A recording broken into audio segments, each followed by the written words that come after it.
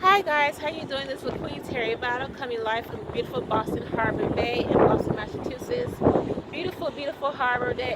Beautiful day. Today is Monday, May the 4th, 2020 here, and it's a beautiful, cool, late 40s, early about late 50s, early 60s here in beautiful Boston. Tomorrow is Cinco de Mayo, so shout out to all my Mexicanos in the Pintia de Mexico. So this is the Queen. I am to introduce myself. I'm a certified medical assistant. Currently working on my recertification through NCCT. I have 3 degrees. I have 2 degrees in liberal arts, humanities, and Spanish, and I have 1 degree in medical assisting. And I use this YouTube channel as a platform for me to express myself, as well as continue to share with other people's opinions on what is going on in the medical field, as well as what is going on in psychology, as well as what's going on in the Black church, as well as going on in your personal life. So my testimony, my personal life may be completely different from your personal life as well. So bear with me. I may stutter a little bit. I may say like a lot and what a lot and a couple words here and there a lot. But bear with me. I'm just continuing to do what I love to do, which is being on here and sharing my life and my testimony with others. So, all right. So I'm going to go here. This is my series, TPR, temperature, pulse, and respiration. I did my first two parts. The first part I did was on temperature, how the body monitors how temperature monitors the metabolism of the body. The second is respiration and the second is P. The first is T for temperature. The second is P for pulse. Pulse is pretty much a responder of the heart. So anything having to do with the heart, you deal with the pulse. And some people, especially dealing with people over 65, they may have a very low and a very faint pulse.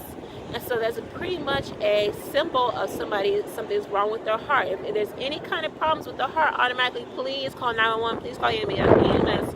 Get that person a medical professional certified in their board certified, to get them as much help as possible. Get them a CPR, get them assistance. If anybody is having a heart problem, call EMS, ask EMS, should I administer CPR to this person in order to get their heart started? So if anybody is, please, again, I'm going to repeat this again. If anybody is having heart trouble or a heart problem, number 1, call EMS. Number 2, ask EMS 911, should I administer CPR? Number 3, get help. Get help, because you cannot be alone. You cannot be alone during times like this. So, okay, so the first one I did was T for temperature. The second one I did was P for pulse. And pulse is a responder of the heart. And the third one I'm going to do today, about 3 minutes into this, the third one I'm going to do, bear with me, it's very windy here. The third one I'm going to do today is called respirations. And respirations are pretty much the flow of oxygen into the heart. Like my hair is flowing in the wind. Respiration is the way the oxygen flows through the body and flows from the heart into the heart and flows out of the heart.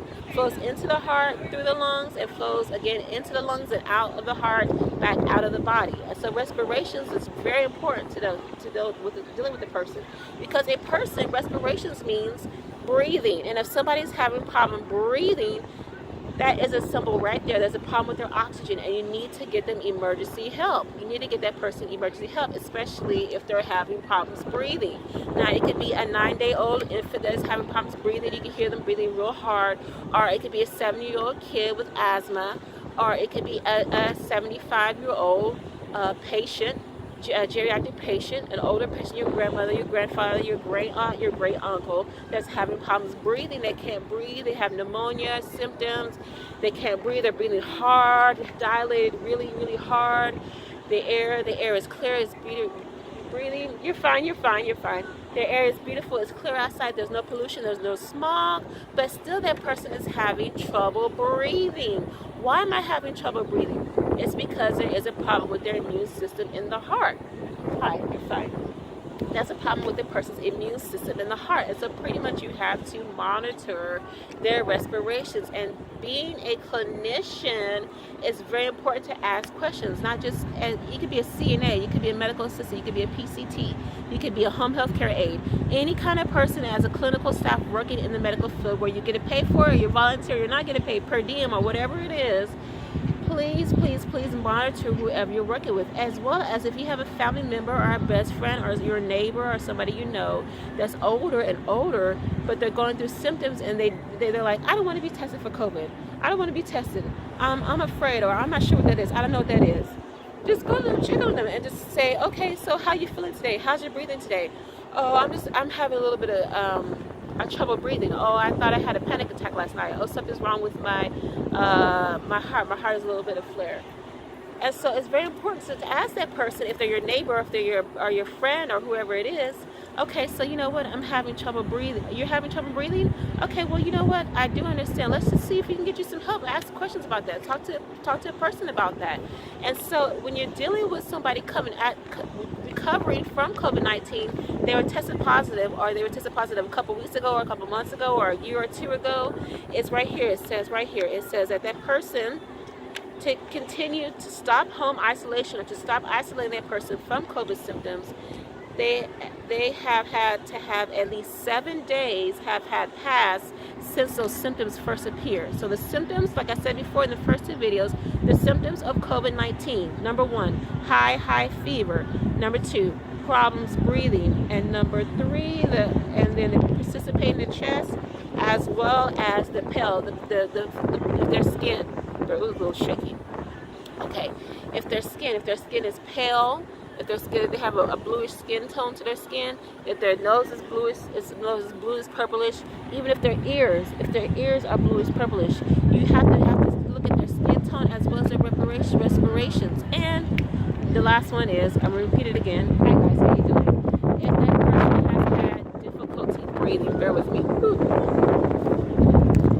It's a little windy today. If that person has had difficulty breathing, so I'm gonna go right here.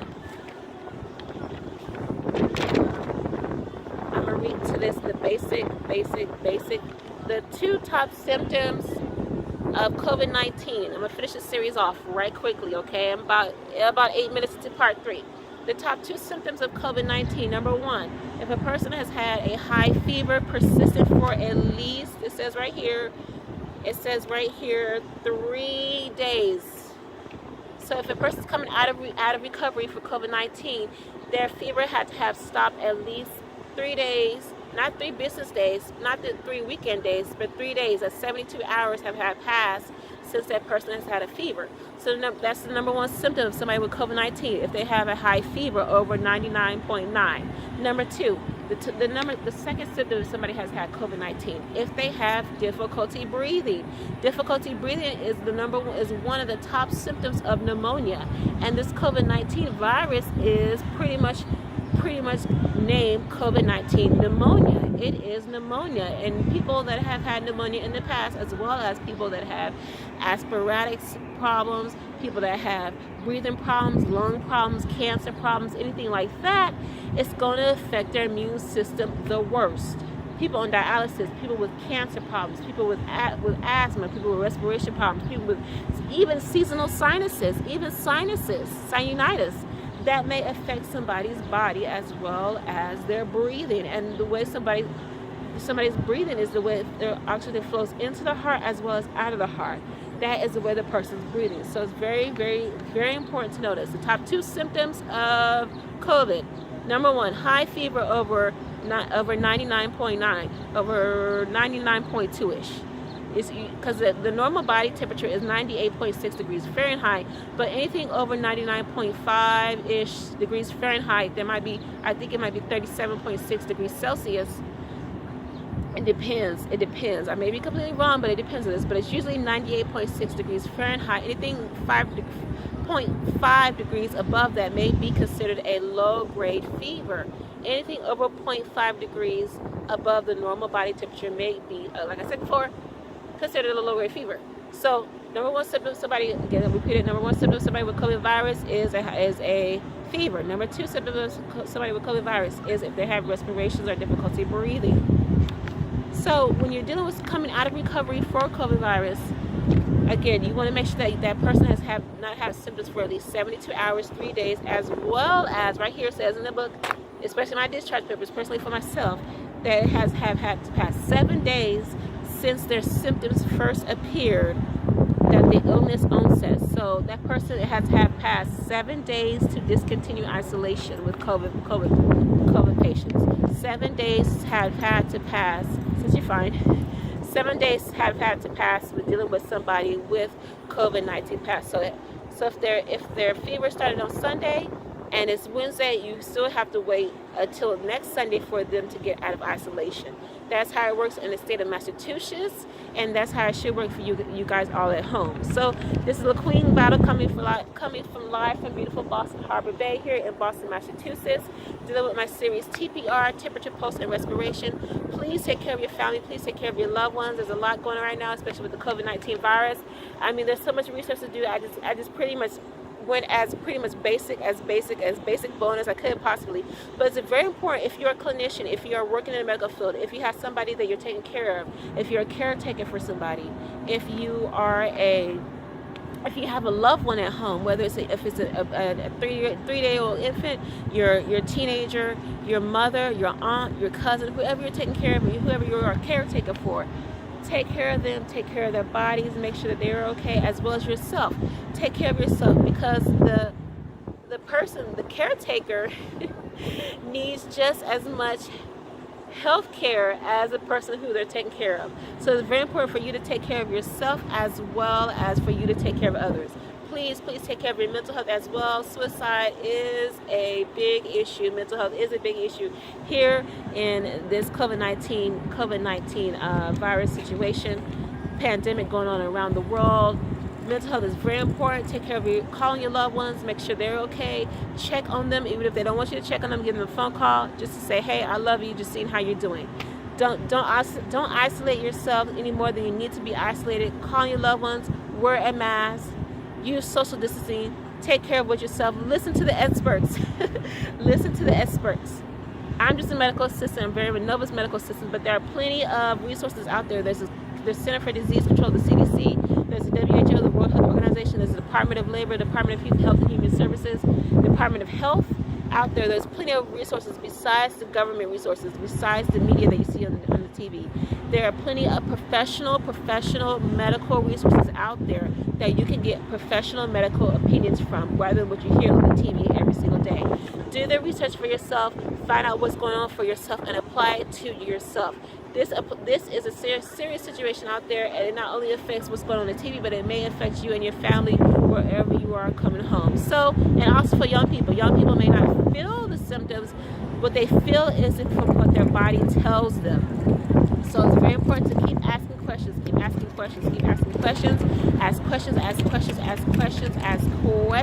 dealing with young people in their early 20s, 30s, 40s, and especially like myself.